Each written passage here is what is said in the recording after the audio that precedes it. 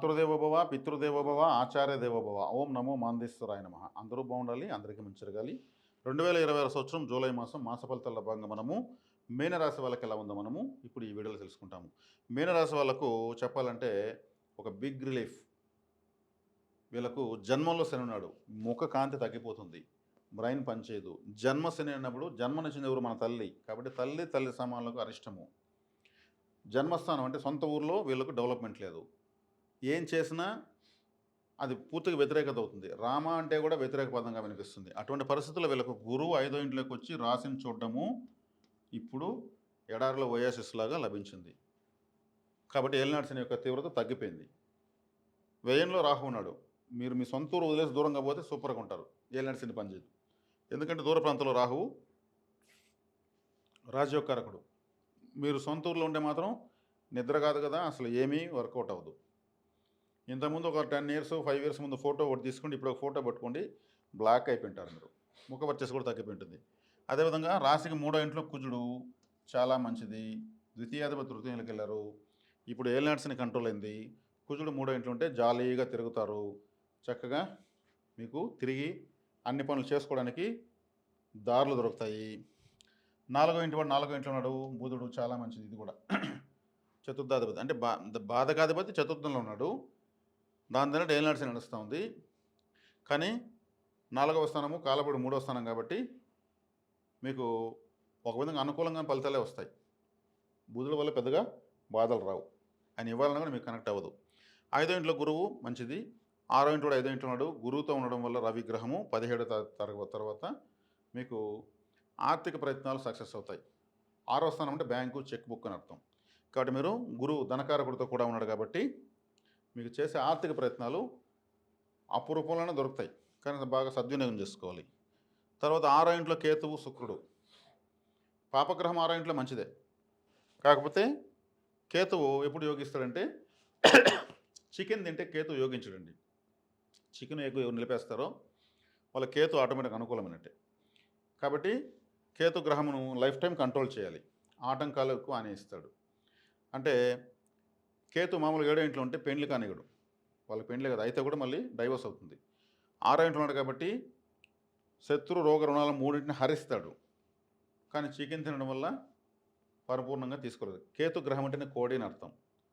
అదే శత్రురోగ రుణాలకు అధిపతి కుజుడికి అధిష్టానం దేవత సుబ్రహ్మణ్య స్వామి చేతిలో ఒక జెండా ఉంటుంది, దానిపైన ఉంటుంది కోడిపుంజు బొమ్మ ఉంటుంది. కాబట్టి సుబ్రహ్మణ్య స్వామి అనుగ్రహం ఉంటే కుజుడు కేతు ఇద్దరు అనుకూలిస్తారు. కాబట్టి ఈ కుజుడు కేతు అనుకూలించాలంటే మీరు సుబ్రహ్మణ్య ఆరాధన ఎక్కువ చేయండి. ఎక్కువ సుబ్రహ్మణ్య స్వామి టెంపుల్కి వెళ్ళరండి, మీకు చక్కగా ఉంటుంది. జన్మశని కంట్రోల్ కావాలంటే మీరు శివాలయము ప్లస్ కాలభైరవ ఆరాధన. కాలభైరవుడు అంటే కాలపురుషుడు, ఇదంతా కాలపురుష తత్వమే, కాలభైరుడు యొక్క స్వరూపమే. శనేశ్వరుడు అందుకే కర్మకారకుడు. వీడు పుట్టిన ప్రతి ఒక్కరు కర్మజీవులే. అందుకే ఆ కర్మను తెలియజేసేవాడు శనేశ్వరుడు జన్మలోకి వచ్చాడు. కాబట్టి కాలభైరవారం చేయడం వల్ల మీ యొక్క కాలాన్ని అనుకూలంగా మారుస్తాడు. ఆయన శిష్యుడే శనేశ్వరుడు. కాబట్టి స్ట్రీట్ డాగ్స్కి మీరు ఫుడ్ పెట్టచ్చు. ఇంట్లో కుక్కను పెంచుకుంటున్నాము అంటే అది ఫ్యాషన్. వీధిలో కుక్కలకు ఫుడ్ పెడితే పరిహారం. వీధిలో కుక్కలు ఎవరు పెట్టినా పెట్టకపోయినా ఎక్కడో చోట వెతుకుని ఫుడ్ తింటూ ఉంటాయి. కానీ ఎక్కువగా డ్యూటీ చేస్తూ ఉంటాయి ఎవరు వచ్చినా కానీ. అది మనకు ప్రకృతి ఇచ్చిన వరం. కుక్కలు దైవికమైన పోలీసులు. అవి అన్నీ దివ్యశక్తులు, దుష్టశక్తులు కనిపిస్తాయి, దైవశక్తులు కనిపిస్తాయి వాటికి. కాబట్టి వీధి కుక్కలు ఫుడ్ పెట్టడం వల్ల చాలా మంచిది. ఈ చక్కెర ఎక్కువ ఉన్నటువంటి ఫుడ్ పెట్టకూడదు, స్కిన్ ప్రాబ్లమ్స్ వస్తాయి. కాబట్టి ఇంకేదైనా మంచి ఫుడ్ సెలెక్టెడ్గా పెట్టండి, మంచిది. మీకు బాగా యాక్టివేట్ అవుతుంది. కాకి కన్నం పెట్టడం కూడా మంచిది మీనరాశి వాళ్ళు. ఎందుకంటే ఇన్ని చెప్పాల్సి వస్తుంది. ఏలినాటి శని జన్మంలో శనీశ్వరుడు. గురువు ఇప్పుడు ఉన్నాడు, అక్టోబర్ వరకు ఉంటాడు ఆడ.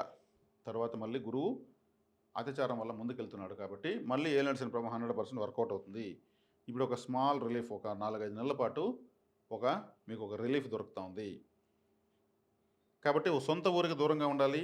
విదేశాలకు కానీ ఇప్పుడు వెళ్ళిపోతే మీకు సూపరు. కొంతకాలంలో కష్టం కానీ సెట్ అయిపోతారు. ఈ మీన రాశిలో పుట్టి ఈ దేశంలో పుట్టి విదేశాల్లో ఉన్న వాళ్ళకు ఏలినాటి శని పనిచేయదు. అదేవిధంగా ఎక్కువగా ఏదో ఒక దూర ప్రాంతానికి వెళ్తూ వస్తూ ఉంటే ఏలినాటి శని పనిచేయదు. ఎవరికైనా అనారోగ్యం చేస్తే బంధువుల ఇంటికి వెళ్ళిపోతారు. పాతకాలంలో అక్కడ అందరినీ చూసి అందరితో మాట్లాడుతూ అందరితో ఉండి ఆ సంతోషంలో అనారోగ్యం మర్చిపోతారు. అందుకే ఒళ్ళు బాగాలేకపోతే బంధువుల ఇంటికి పంపిస్తారు. ఏ గాలి వాతావరణం నీటికి అనారోగ్యం చేస్తుందో ఆ నీరుని గాలిని నిద్రని దూరం చేస్తే అనారోగ్యం తగ్గిపోతుంది. ఇది నేచర్ క్రూ ట్రీట్మెంట్. ఇక్కడ జన్మంలో శని ఉన్నాడు కాబట్టి ఎక్కడ ఉంటే మీరు పుట్టారో ఆ ప్రాంతాన్ని వదిలేస్తే ఈ శని ప్రభావం తగ్గిపోతుంది. కాబట్టి వ్యయంలో రాహు ఉన్నాడు చక్కగా.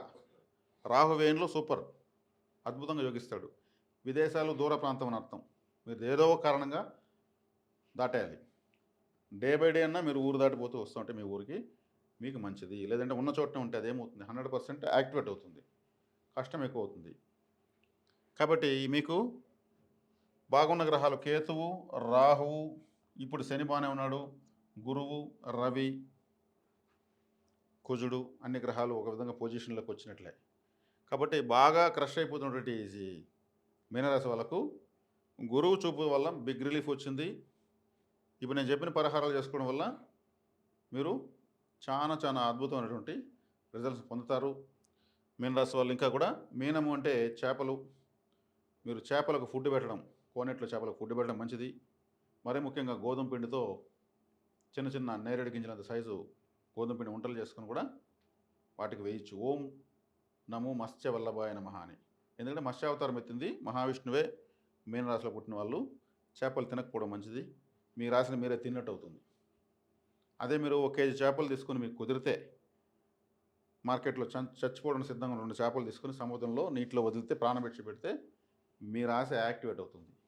సముద్ర తీరాల్లో ఉన్నటువంటి పుణ్యక్షేత్రాలకు వెళ్ళొస్తే మీ రాశి యాక్టివేట్ అవుతుంది. త్రివేంద్రము, తిరుచెందూరు, రామేశ్వరము, కన్యాకుమారి, ఇట్లా సముద్ర తీరాలు ఉన్న పుణ్యక్షేత్రాలు ఈ సమయంలో దర్శిస్తే, ఆ సముద్ర స్నానం చేస్తే ఏలినాటి శని తగ్గుతుంది. అంటే కర్మ సముద్రంలో కలుస్తుంది. కర్మకారుడు జన్మలో ఉన్నాడు కాబట్టి. కాబట్టి మీకు మీనరాశి వాళ్ళకు ఇప్పుడు శయన పద్మనాభ స్వామి, శయన పెరుమాళ్ళు అంటారు. అనంత పద్మనాభ స్వామి, తిరుపతిలో గోవిందరాజ స్వామి, శ్రీరంగంలో శ్రీ రంగనాయకుల వారు, శ్రీరంగపట్నం మైసూరు దగ్గర కూడా అద్భుతంగా ఉన్నటువంటి పడుకుని ఉన్న మహావిష్ణువు ఉన్నాడు. ఇటువంటి ఆలయాలు దర్శించడం కూడా మీకు చాలా మంచిది. వెళ్ళొస్తే మీకే అర్థమవుతుంది. నిల్చుకుని ఉన్నటువంటి దేవతకి, పడుకుని ఉన్న దేవతకి డిఫరెన్స్ మీకు తెలుస్తుంది. కాబట్టి మీకు చక్కగా ఈ ఆలయాలు సందర్శిస్తూ ఉంటే మీరు ఏలినాటిని మర్చిపోతారు. అద్భుతమైనటువంటి పరిహారాలు మీకు చెప్పడం జరిగింది. చక్కగా మీరు వీటిని ఆచరించుకొని మరింత శుభ ఫలితాలు పొందుతారని ఆశిస్తున్నాను. శుభం.